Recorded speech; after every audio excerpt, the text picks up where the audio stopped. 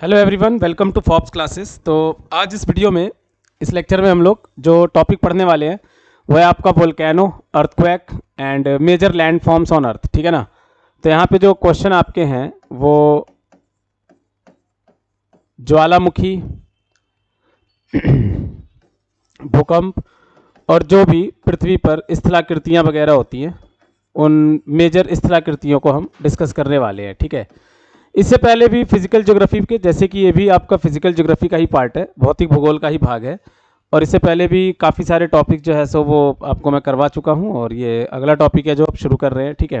तो 3 पार्ट में हमने इसे बांटा हुआ है, छोटे छोटे पार्ट्स हैं ये। एक हो गया वोल्केनो, दूसरा अर्थक्वेक और तीसरा लैंड फॉर्म्स की कैसी कैसी स्थलाकृतियाँ धरती के ऊपर पाई जाती है। इन सारी चीज़ों के बारे में हम इसमें डिस्कशन करेंगे। ठीक है। तो पहले इसका जो पहला वाला पार्ट है वोल्केनो से इसे शुरू करते हैं।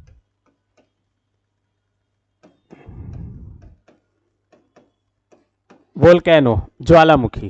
देखो एक्चुअली ज्वालामुखी क्या होता है कि पृथ्वी के अंदर जो रॉक्स वगैरह होते हैं वो मेल्ट हो जाते हैं, जम जाते हैं, और फिर उसके बाद वो कहीं पे भी प्रेशर क्रिएट करते हैं, और जहाँ पे भी पृथ्वी का कमज़ोर भाग होता है तो वहीं से वो बाहर की तरफ निकल के आते हैं। इसको आप लावा कहते हो, तो वही आपका वोल्केनो कहलाता है। तो एक वोल्केनो का अगर आप एक सिंपल सा स्ट्रक्चर बनाओगे, डायग्राम, ठीक है, तो ये यहाँ पे अंदर जो मॉल्टेन रॉक्स होते हैं इसको मैग्मा कहा जाता है। It is called magma.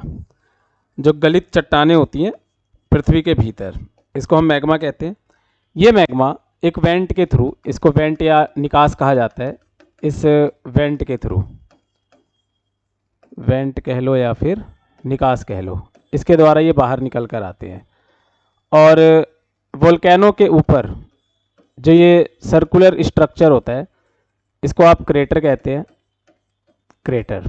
तो इसी क्रेटर के थ्रू जो मैग्मा है वो अर्थ के सरफेस पे आता है, और अर्थ के सरफेस पे जैसे ही आ जाता है तो इसी मैग्मा को फिर क्या कहा जाता है, लावा कहा जाता है। देखो एक्चुअली ये ओनली डिफरेंस है मैग्मा और लावा के बीच में कि इसको इनसाइड अर्थ मैग्मा कहते हैं, धरती के नीचे ये मैग्मा कहलाता है, और जैसे ही ये मोल्टेन रॉक धरती के ऊपर आ जाता है तो इसका नाम लावा पड़ जाता है, इसको लावा कहने लगते हैं। अब इसी लावा से एक रॉक बनता है, एक इम्पॉर्टेंट रॉक का फॉर्मेशन होता है जिसे इग्नियस रॉक कहते हैं। ठीक है। आग्नेय चट्टान कहते हैं जिसको, आग्नेय चट्टान। फिर इसी इग्नियस रॉक से एक और रॉक बनता है, अगला जो है वो है आपका सेडिमेंट्री रॉक। सेडिमेंट्री रॉक को आप हिंदी में अवसादी चट्टान कहते हैं। तो इससे अवसादी चट्टान का निर्माण होता है। ठीक है। फिर सेडिमेंट्री रॉक से अगला जो रॉक बनता है उसको हम मेटामॉर्फिक रॉक कहते हैं। नेक्स्ट जो बनेगा आपका मेटामॉर्फिक रॉक, और इसी को आप कायंत्रित चट्टान के नाम से भी जानते हैं। मेटामॉर्फिक को ही कायंत्रित चट्टान भी कहा जाता है। और फिर ये फर्दर किस में कन्वर्ट हो जाता है, मैग्मा में। तो ये देखो साइकिलिंग जो है चलती रहती है, इसको हम रॉक साइकिल कहते हैं। इसे हम चट्टान चक्र कहते हैं, रॉक साइकिल कहते हैं। तो एक बार और देख लेंगे कि जो मॉल्टेन रॉक्स हैं अर्थ के इनसाइड, वो हुआ आपका मैग्मा। मैग्मा जैसे ही धरती के ऊपर आया तो इसका नाम क्या पड़ गया, लावा। ये लावा कहलाया। लावा से जो रॉक्स बनेगा वो इग्नियस रॉक होगा। इग्नियस रॉक से सेडिमेंट्री रॉक, सेडिमेंट्री रॉक से मेटामॉर्फिक रॉक, कायंत्रित चट्टान, और मेटामॉर्फिक रॉक से फिर दोबारा मैग्मा, और ये साइकिलिंग चलती रहती है अर्थ के ऊपर। ठीक है ना। मैग्मा और लावा में आपको मैंने ओनली डिफरेंस जो बताया कि अर्थ के अंदर इसी को मैग्मा कहते हैं, और ये जैसे ही बाहर आता है तो ये क्या कहलाता है, लावा कहलाता है। ठीक है। और ये सर्कुलर पार्ट जिससे लावा बाहर आ रहा है वो क्रेटर कहलाएगा, और ये पाइप लाइक स्ट्रक्चर वेंट कहलाता है, निकास कहलाता है। इसी के थ्रू ये बाहर आता है। ठीक है। तो सबसे पहले जो है इसमें हम थोड़ा सा लावा के बारे में डिस्कशन करते हैं। ठीक है। देखो लावा की बात की जाए तो लावा आपका 2 प्रकार का होता है। लावा को आप 2 कैटेगरी में बांट सकते हो। एक होता है आपका एसिडिक लावा, यानी कि अम्लीय, एक एसिडिक या अम्लीय लावा होता है। और दूसरा जो होता है वो होता है बेसिक लावा, यानी कि क्षारीय। बेसिक लावा, क्षारीय। ठीक है। अब इन दोनों में डिफरेंस क्या होता है, जो एसिडिक लावा होता है ना, ये इसमें सिलिका ज़्यादा पाया जाता है। एसिडिक लावा के अंदर सिलिका की मात्रा ज़्यादा होती है। सिलिका इसमें ज़्यादा पाए जाने के कारण ये एसिडिक होता है। ठीक है, अम्लीय होता है। तो इसको, इसकी जो विस्कोसिटी होती है ना, ये इसकी जो विस्कोसिटी होती है वो काफ़ी हाई होती है, जल्दी फैलता नहीं है ये, ठीक है ना। आप अगर इसके विस्कोसिटी की बात करोगे, श्यानता की, तो ये हाई होती है। विस्कोसिटी का मतलब क्या होता है कि जैसे वाटर ले लो आप, वाटर एंड हनी, वाटर और हनी को डिफरेंस करके हम इस तरह से इसको समझते हैं कि विस्कोसिटी होता क्या है। देखो, अगर आज दोनों चीजें धरती पे फैलेंगी तो ये जल्दी फैलेगा, तो यानी कि ये लेस विस्कस है, और ये जल्दी नहीं फैलेगा, यानी कि ये हाई विस्कस है। तो विस्कोसिटी का मतलब यही है कि जो जितना ज्यादा हाई विस्कस होगा ना, वो उतना फैलेगा नहीं जल्दी, ठीक है। तो ये लावा ज्यादा फैलते नहीं है, काफी ज्यादा इनकी विस्कोसिटी होती है, हाईली विस्कस होते, जल्दी फैलते नहीं है, ठीक है। तो ना फैलने की वजह से ये क्या है कि कोन शेप लाइक स्ट्रक्चर बनाते चले जाते हैं, फैलना ज्यादा होता नहीं है तो कोन्स बनते चले जाते हैं, ठीक है। तो ये एसिडिक लावा हो गया। वहीं आप अगर बेसिक लावा की बात करोगे तो बेसिक लावा में लाइक जैसे आयरन हो गया, मैग्नीज हो गया, या मैग्नीशियम वगैरह, है ना, इन सब की मात्रा ज़्यादा होती है। तो जो बेसिक लावा होता है ये नेचर में आपका बेस है, किसकी वजह से, मेटल्स के प्रेजेंस की वजह से। तो इसके अगर आप विस्कोसिटी की बात करोगे तो ये लेस विस्कस होते हैं, इनकी विस्कोसिटी श्यानता ज़्यादा नहीं होती, ये दूर तक फैलते हैं। जो बेसिक लावा होते हैं इनका फैलना काफ़ी दूर तक होता है, ठीक है। तो इस तरह से आप लावा को दो कैटेगरी में डिवाइड कर सकते हो। लावा के बाद वहीं अगर हम वोल्केनो की बात करें तो देखो, वोल्केनो भी 3 टाइप के हो जाते हैं इरप्शन के ऊपर, ठीक है। वोल्केनो या ज्वालामुखी की बात की जाए तो इसको भी आप 3 कैटेगरी में बांट सकते हो इरप्शन के ऊपर। कौन कौन सा, देखो, एक तो होता है एक्टिव वोल्केनो, एक्टिव यानी कि सक्रिय। एक्टिव या सक्रिय ज्वालामुखी कौन सा होता है, एक्टिव या सक्रिय ज्वालामुखी जो हमेशा इरप्ट होता रहता है, जो हमेशा लावा स्राव करता रहता है, ठीक है, स्टिल एक्टिव है, अभी भी इसमें चांसेस होते हैं। अब जैसे इसके एग्जाम्पल की बात कर लो, लाइक जैसे स्ट्रोम्बोली, ये स्ट्रोम्बोली जो है ये आपका इटली के अंदर में पड़ जाता है, और स्ट्रोम्बोली को खासकर लाइट ऑफ, इसको लाइट पिलर ऑफ मेडिटेरेनियन सी भी कहते हैं,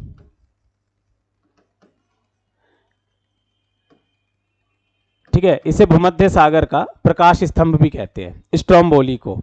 ये एक एक्टिव वोल्केनो की कैटेगरी में आता है, लाइट पिलर ऑफ मेडिटेरेनियन सी। मतलब इसकी वजह से ना यहाँ पे रोशनी काफ़ी ज़्यादा रहती है भूमध्य सागर के अंदर। इसका हिंदी क्या होगा, भूमध्य सागर का प्रकाश स्तंभ, इस नाम से भी इसे जाना जाता है। इसके बाद एक जो दूसरा वोल्केनो होता है, लाइक ये होता है डोरमेंट, प्रसुप्त, डोरमेंट या प्रसुप्त वोल्केनो। ये कौन से होते हैं, जो फिलहाल तो इनमें कोई इरप्शन नहीं है, ठीक है, हाल ही में इनमें कोई इरप्शन नहीं है, लेकिन फ्यूचर में इनके इरप्शन के चांसेस होते हैं, भविष्य में ये इरप्ट हो सकते हैं, लावा इनसे स्रावित हो सकता है। तो डोरमेंट वोल्केनो का अगर एग्जाम्पल देखा जाए तो जैसे हमारे यहाँ पे नारकोंडम, ठीक है, अंडमान में, अंडमान निकोबार में ये नारकोंडम आइलैंड जो पड़ता है, ये एक डोरमेंट वोल्केनो का एग्जाम्पल है, ठीक है ना। इसके बाद अगला होता है आपका एक्सटिंक्ट वोल्केनो। एक्सटिंक्ट मतलब आपका क्या हो गया, विलुप्त, विलुप्त ज्वालामुखी। अब इनमें कोई चांसेस नहीं होते।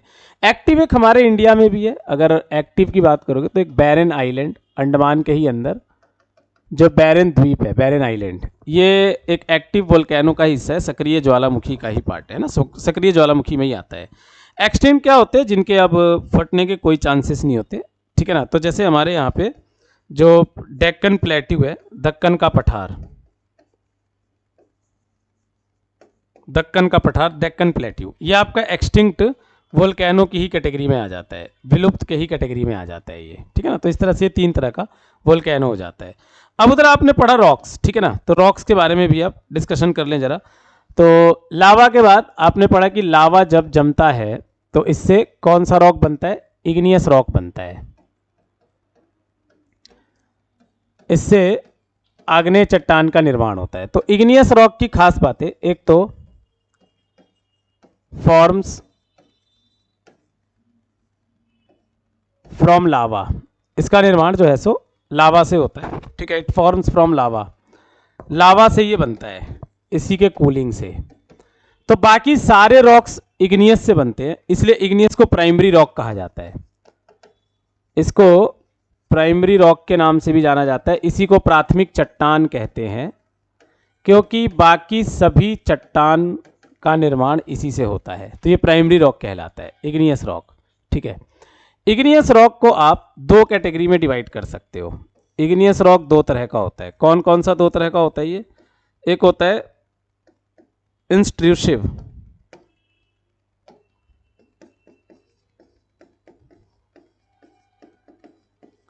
इग्नियस रॉक, अंतः आग्नेय चट्टान, और दूसरा होता है एक्सट्रूसिव, दूसरा होता है एक्सट्रूसिव, बाह्य आग्नेय चट्टान। अब इनमें अंतर क्या होता है? आप देखो, पीछे देखोगे आप, ये आपका वोल्केनो का डायग्राम है। आप देखो, कुछ लावा जो होते हैं वो अंदर ही सॉलिडिफाई हो जाते हैं, अंदर ही रॉक्स बन जाते हैं, जबकि कुछ बाहर आते हैं। ठीक है ना, कुछ अंदर ही सॉलिडिफाई हो जाते हैं। तो जो अंदर ही सॉलिड हो जाता है और जो अंदर ही बन जाता है उसको हम इंट्रूसिव इग्नियस रॉक कहते हैं। तो यानी कि इसका जो फॉर्मेशन है वो इनसाइड अर्थ होता है, इनसाइड अर्थ,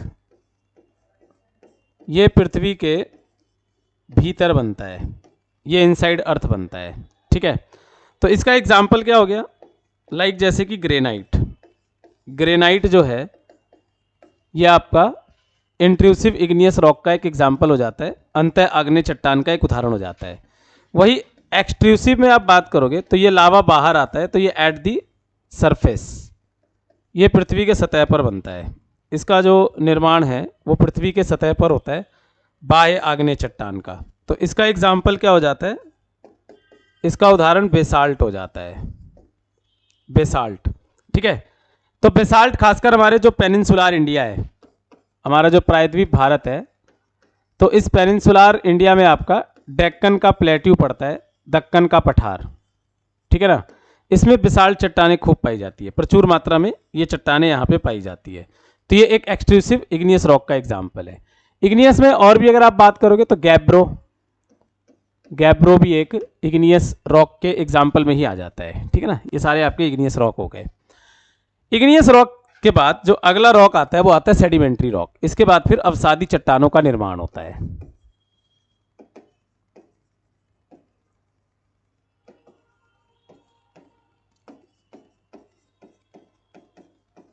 सेडिमेंट्री रॉक, अवसादी चट्टान। तो इन रॉक को स्ट्रेटा रॉक्स भी कहा जाता है, आई मीन की परतदार चट्टान, इन्हें परतदार चट्टान भी कहते हैं, स्ट्रेटा रॉक, क्योंकि इनका जो निर्माण होता है वो परत दर परत होता है। ठीक है ना, एक के ऊपर एक लेयर चढ़ने से इन रॉक्स का फॉर्मेशन होता है, इन चट्टानों का निर्माण होता है। तो इसको परतदार चट्टान या स्ट्रेटा रॉक भी कहते हैं। इन चट्टानों की एक खास बात और है कि इनमें फॉसिल्स पाए जाते हैं, फॉसिल्स यानी कि जीवाश्म। अब जीवाश्म क्या होते हैं? जो जीव जंतुओं के अवशेष धरती के नीचे दब जाते हैं, तो उनको आप फॉसिल्स कहते हो। तो जीवाश्म की मात्रा भी इसी में पाई जाती है। ठीक है ना, सेडिमेंट्री रॉक्स में, ये इसकी सबसे खास बात है। और लेयर बाय लेयर बनता है, तो इसलिए इसको स्ट्रेटा या लेयर्ड रॉक, परतदार चट्टान भी कहते हैं। ठीक है ना, तो सेडिमेंट्री रॉक का एग्जाम्पल क्या हो जाएगा अगर हम इसके उदाहरण की बात करेंगे तो? लाइक जैसे कि लाइम स्टोन, चूना पत्थर, कोल, कोयला, सैंडस्टोन, बलुआ पत्थर, सैंडस्टोन, बलुआ पत्थर, ये सारे आपके किसकी कैटेगरी में आ जाते हैं? अवसादी चट्टान या सेडिमेंट्री रॉक की कैटेगरी में आ जाते हैं। ठीक है ना, खास बात ये कि यहाँ पे फॉसिल्स होता है। चलिए, इसके बाद सेडिमेंट्री रॉक के बाद अगला जो आता है वो है आपका मेटामॉर्फिक रॉक। तो मेटामॉर्फिक रॉक में फॉसिल्स वगैरह नहीं पाया जाता है।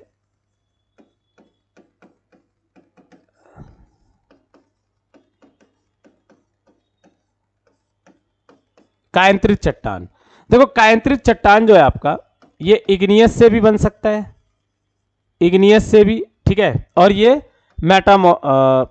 सेडिमेंट्री से भी, दोनों से बन सकता है। ये आपका सेडिमेंट्री से भी बन सकता है, अवसादी से भी बन सकता है और आग्नेय से भी बन सकता है, दोनों में से की से भी ये बन सकता है। तो मेटामॉर्फिक रॉक का एग्जाम्पल यहाँ पे देख लेंगे। एग्जाम्पल क्या क्या हो जाएगा यहाँ पे? देखो यहाँ पे इसका एग्जाम्पल एक तो डायमंड है, ग्रेफाइट है, मार्बल है, ग्नीज है, ग्नीज ये सारे के सारे आपके किस कैटेगरी में आ जाएंगे, मेटामॉर्फिक रॉक या कायांतरित चट्टान की कैटेगरी में आ जाएंगे। ठीक है, तो ये आपका वोल्केनो और रॉक्स वाला पार्ट हो गया। अब इसी के बाद देखो दूसरा वाला जो इसमें पार्ट था वो था अर्थक्वेक। अब उसके बारे में डिस्कशन करते हैं।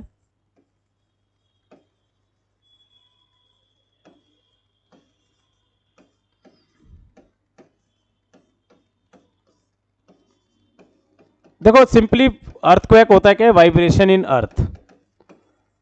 पृथ्वी में जो कंपन उठती है, वाइब्रेशन होता है, इसी को हम क्या कहते हैं, अर्थक्वेक कहते हैं। तो एक तरह से वाइब्रेशन है। अब अर्थक्वेक की बात की जाए तो पृथ्वी के भीतर वो पॉइंट जहां से भी अर्थक्वेक ओरिजिनेट होता है उसको कहते हैं फोकस। ठीक है, तो फोकस क्या है, फोकस पृथ्वी के भीतर वह बिंदु है जहां से भूकंप की शुरुआत होती है, जहां से अर्थक्वेक ओरिजिन होता है। ठीक है, उसको आप फोकस कहते हो।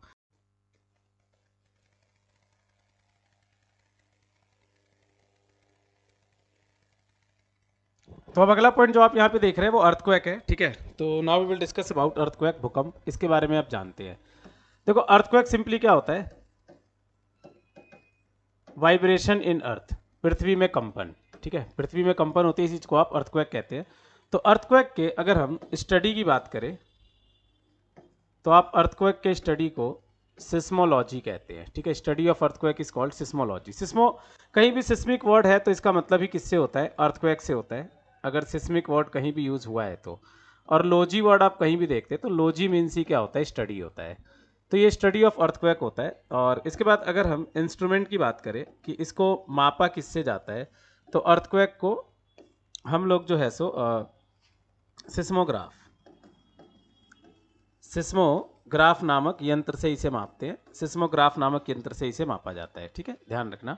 और इसके अगर स्केल की बात करोगे आप, अर्थक्वेक को मापने के पैमाने की बात करोगे, स्केल, तो यहाँ पे देखो दो चीज़ें होती हैं। एक तो इसका हम इंटेंसिटी मापते हैं, इंटेंसिटी, एक तो भूकंप के हम तीव्रता को मापते हैं, दूसरा एक हम भूकंप के ना मैग्नीट्यूड को मापते हैं। तो इन दोनों ही चीज़ों को मापा जाता है।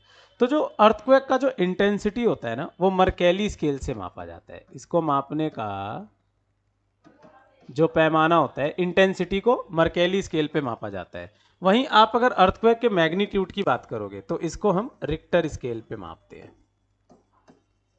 इसको हम रिक्टर पैमाने पे मापते हैं। ठीक है ना, तो ये दो ध्यान रखना एग्जाम में, अगर इंटेंसिटी है तो मर्केली स्केल होगा और मैग्नीट्यूड है तो क्या होगा, रिक्टर स्केल होगा। ठीक है, अब अर्थक्वेक के अगर हम वेव्स की बात करें तो इसके जो वेव्स होते हैं वो आपके इंफ्रासोनिक वेव्स होते हैं। इसमें इंफ्रासोनिक वेव्स क्रिएट होते हैं। अब यहाँ पे इंफ्रासोनिक वेव्स का क्या मतलब है कि ये जो वेव्स होते हैं इनकी फ्रीक्वेंसी लेस देन 20 हर्ट्ज होती है। फ्रीक्वेंसी लेस देन 20 हर्ट्ज, इनकी जो आवृत्ति होती है वो 20 हर्ट्ज से कम होती है। ठीक है, तो इनको हम पहचान नहीं सकते हैं। और इसमें जो आपके वेव्स क्रिएट होते हैं वो वेव्स आपके, अगर आप सिस्मिक वेव्स की बात करोगे तो ये वेव्स आपके दो टाइप में बट जाते हैं। कौन कौन से दो टाइप है, एक होता है बॉडी वेव जिसे हम हिंदी में कायिक तरंग कहते हैं, भूकंप से निकलने वाली तरंगे। एक होती है बॉडी वेव जिसे हम हिंदी में कायिक तरंगे कहते हैं। और जो दूसरा होता है वो होता है सरफेस वेव, सरफेस वेव जिसे हम हिंदी में धरातलीय तरंगे कहते हैं, धरातलीय तरंगे। तो ये जो बॉडी वेव होता है ये क्या होता है, इसमें दो वेव्स आते हैं, एक आता है पी वेव और दूसरा आता है एस वेव। ये दोनों आपका बॉडी वेव में आ जाता है। और सरफेस वेव में कौन सा आता है, इसमें आपका एक तो एल वेव आता है और दूसरा आर वेव आता है। अब इनमें अंतर क्या होता है, देखो अर्थ के इनसाइड वो पॉइंट जहां से भूकंप की शुरुआत होती है उसे आप फोकस कहते हो। ठीक है, फोकस जो है ये पृथ्वी के भीतर वह बिंदु होता है जहां से भूकंप की शुरुआत होती है, जहां से अर्थक्वेक ओरिजिनेट होता है। ठीक है, और फोकस के ठीक ऊपर पृथ्वी के सतह पर जो उपस्थित बिंदु होता है उसको हम एपी सेंटर कहते हैं। और इसी को हम हिंदी में क्या कहते हैं, अभी केंद्र कहते हैं, एपी सेंटर या अभी केंद्र। ठीक है, तो ये जो आप पी और एस वेव देख रहे हो ना, ये आपका फोकस पे बनता है, इसलिए इनको बॉडी वेव नाम रखा गया है। तो ये फोकस पे बनते हैं और ये एपी सेंटर की तरफ बढ़ते हैं। तो जब ये एपी सेंटर की तरफ बढ़ते हैं तो ये एल और आर वेव जो है फिर अर्थ के सरफेस पे आके ये फर्दर रॉक्स से टकराते हैं, ये चट्टान से टकराते हैं, ठीक है। अब इनके ऊपर आके चट्टान से टकराते हैं तो फिर फर्दर वेव्स क्रिएट होते हैं जिनको एल और आर वेव कहा जाता है, ठीक है। जब फर्दर चट्टाने जो वेव्स बनती है, तरंगे बनती है, उनको एल और आर वेव कहते हैं। तो अब ये आर और एल वेव सरफेस पे बनते हैं, इसलिए इनका नाम सरफेस वेव पड़ा है। और अब फिर ये चीजों को ज्यादा नुकसान पहुंचाते हैं, तो इसलिए ज्यादा नुकसानदायक वेव्स होते हैं एल वेव और आर वेव, ये ज्यादा नुकसान पहुंचाते हैं, ठीक है। तो ये आपके सिस्मिक वेव्स हो गए और ये अर्थक्वेक हो गया। देखो अगर हम दुनिया के ना ज़्यादातर भूकंप की बात करें तो आपका 68% जो अर्थक्वेक है ना वो आपका सरकम पैसिफिक रिंग में आता है, जहाँ पे वोल्केनो है। सबसे ज़्यादा वोल्केनो भी अर्थ के ऊपर यहीं पर है, सरकम पैसिफिक रिंग में, और सबसे ज़्यादा भूकंप भी यहीं पे आता है। 21% जो भूकंप है ना वो आपके मॉडर्न माउंटेन में आते हैं, जो आपका पर्वत श्रृंखलाएं हैं, लाइक जैसे कि हिमालय हो गया, एंडीज हो गया, है ना, यंग फोल्ड माउंटेन्स वगैरह, इन सब में 21%। तो मेजर भूकंप का ये दो क्षेत्र है पृथ्वी के ऊपर, यहाँ पे अर्थक्वेक आपको ज़्यादा मिलेंगे। 68% सरकम पैसिफिक रिंग में और 21% मॉडर्न माउंटेन रेंज के अंदर, ठीक है। यहाँ पे ये ज़्यादा देखने को आपको मिलता है। तो दोस्तों इस चैप्टर में हमने मेनली वोल्केनो और अर्थक्वेक के बारे में समझा, ठीक है। इंपॉर्टेंट पॉइंट है, क्वेश्चन यहाँ से बनते हैं एग्जाम के अंदर। तो ये फिजिकल ज्योग्राफी का अगला वीडियो था जो मैं आपके सामने लेके आया, इसको आप लोग अच्छे से कवर करें। धन्यवाद।